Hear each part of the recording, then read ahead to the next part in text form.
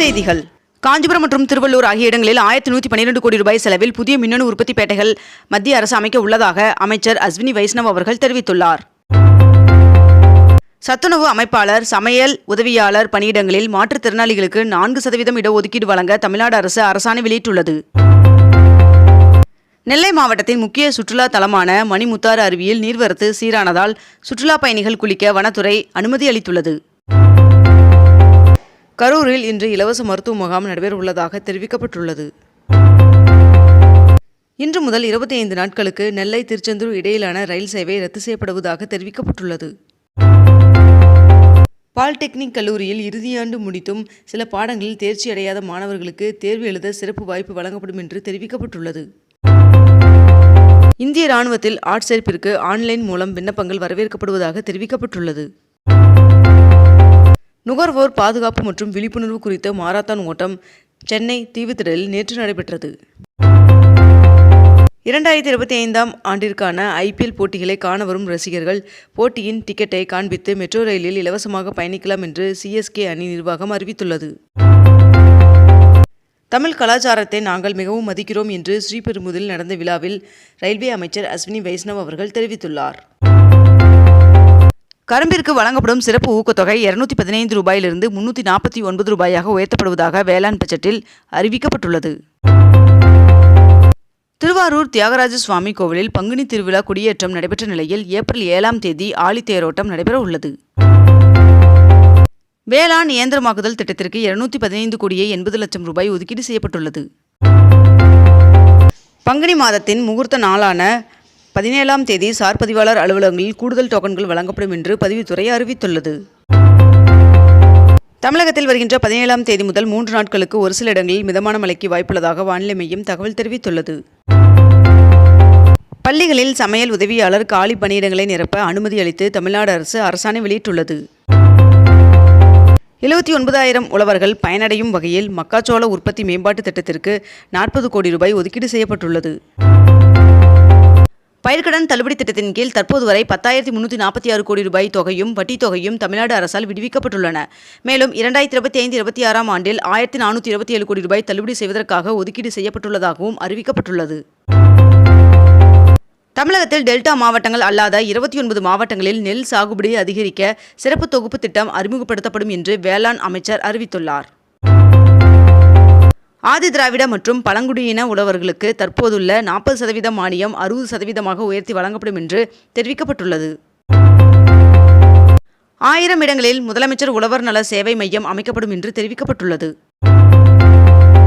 திருச்செந்தூர், பழனி உட்பட 7 இடங்களில் 300 கோடியில் சுற்றுலா கட்டமைப்பு வசதி செய்து தரப்படும் என்றும் தெரிவிக்கப்பட்டுள்ளது. பயிர் வகை விதை தொகுப்பு 1 லட்சம் இல்லங்களுக்கு 75% மானியத்தில் வழங்கப்படும் என்று தெரிவிக்கப்பட்டுள்ளது. சூரியகாந்தி, ஆமணக்கு எண்ணெய் உள்ளிட்ட வித்து பயிர்கள் வளர்ச்சியை அதிகரிக்கும் விதமாக 2 லட்சம் ஏக்கர் பரப்பில் 108 கோடி ரூபாய் மதிப்பில் திட்டங்கள் செயல்படுத்தப்படும் என்று வேளாண் பட்ஜெட்டில் தெரிவிக்கப்பட்டுள்ளது. 22 கேரட் ஆபண தங்கத்தின் விலை சவரனுக்கு ஒரே நாளில் 640 ரூபாய் குறைந்து 1 சவரன் 65,720 ரூபாய்க்கு விற்பனையாகிறது. அதேபோல் 1 கிராம் வெள்ளியின் விலை 112 ரூபாய்க்கு விற்பனை செய்யப்பட்டு வருகிறது.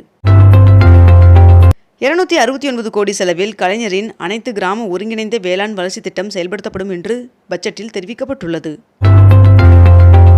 முதலமைச்சரின் மண்ணுயிர் காப்போம் திட்டத்தில் 146 கோடி ரூபாய் செலவில் இந்த ஆண்டும் செயல்படுத்தப்படும் என்று அமைச்சர் MRK பன்னீர்செல்வம் அவர்கள் அறிவித்துள்ளார். இயற்கை பேரிடரால் பாதிக்கப்பட்ட பயிர்களுக்கு இழப்பீடாக 1,631 கோடி ரூபாய் வழங்கப்பட்டுள்ளது என்றும் நிலமற்ற வேளாண் தொழிலாளர்கள் விபத்து மரண இழப்பீடு 1 லட்சம் ரூபாயிலிருந்து 2 லட்சமாக உயர்த்தப்பட்டுள்ளதாகவும் தெரிவிக்கப்பட்டுள்ளது. விவசாயிகளுக்கு கடந்த 4 ஆண்டுகளில் 1,86,000 மின் இணைப்புகள் வழங்கப்பட்டுள்ளது என்று தெரிவிக்கப்பட்டுள்ளது.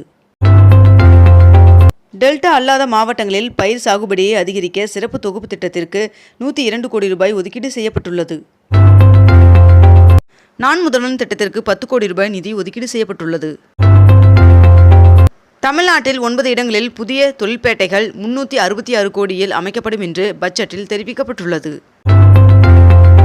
வருகின்ற ஏப்ரல் 1ஆம் தேதி முதல் 10 லட்சம் ரூபாய் வரையிலான மதிப்புள்ள வீடு, மனை, விவசாய நிலம் உள்ளிட்ட அனைத்து அசையா சொத்துக்கள் பெண்கள் பெயரில் பதிவு செய்யப்பட்டால் அத்தகைய ஆவணங்களுக்கு பதிவு கட்டணம் 1% குறைக்கப்படும் என்று அறிவிக்கப்பட்டுள்ளது. தமிழகத்தில் மேற்கண்ட இந்த 10 மாவட்டங்களில் புதிய அரசு கல்லூரிகள் தொடங்கப்பட உள்ளதாக தெரிவிக்கப்பட்டுள்ளது.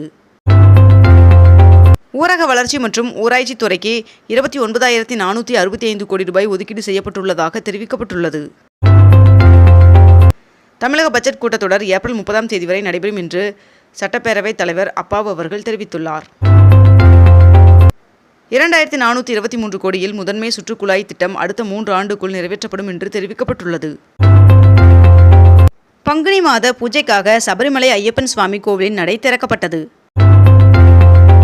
ரயில் பாதை சீரமைப்பு பணியின் காரணமாக நெல்லை திருச்செந்தூர் இடையே இயக்கப்படும் பயணிகள் ரயில் 25 நாட்களுக்கு ரத்து செய்யப்படுவதாக அறிவிக்கப்பட்டுள்ளது. இலங்கை கச்சத்தீவு புனித அந்தோணியர் ஆலய 2 நாள் திருவிழா கொடியேற்றத்துடன் துவங்கியது. தமிழகத்தில் தொழில் பூங்காக்கள் மூலமாக 20,000 பேருக்கு வேலைவாய்ப்பு உருவாகும் என்று நிதியமைச்சர் தங்கம் தென்னரசு அவர்கள் அறிவித்துள்ளார்.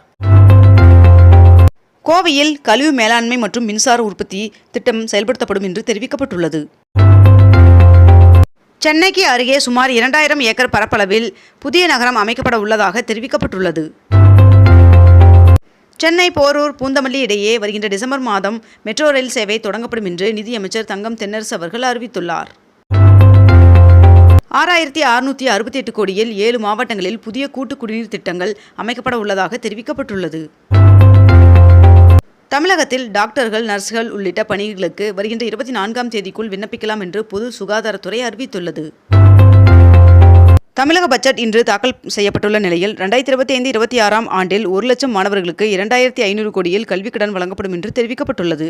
காஞ்சிபுரம் புற்றுநோய் மையத்தை மேம்படுத்த 120 கோடி ரூபாய் ஒதுக்கீடு செய்யப்பட்டுள்ளதாகவும் தெரிவிக்கப்பட்டுள்ளது.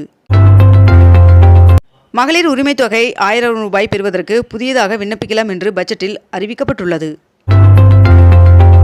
புதிதாக 10,000 சுய உதவிக்குழுக்கள் உருவாக்க 37,000 கோடி ரூபாய் அளவிற்கு வங்கிக் கடன் வழங்க இலக்கு நிர்ணயிக்கப்பட்டுள்ளதாக தெரிவிக்கப்பட்டுள்ளது. மேலும் காஞ்சிபுரம், ஈரோடு, கரூர், ராணிப்பேட்டை உள்ளிட்ட மேலும் 10 இடங்களில் 77 கோடியில் தோழி விடுதிகள் அமைக்கப்படும் என்றும் தெரிவிக்கப்பட்டுள்ளது.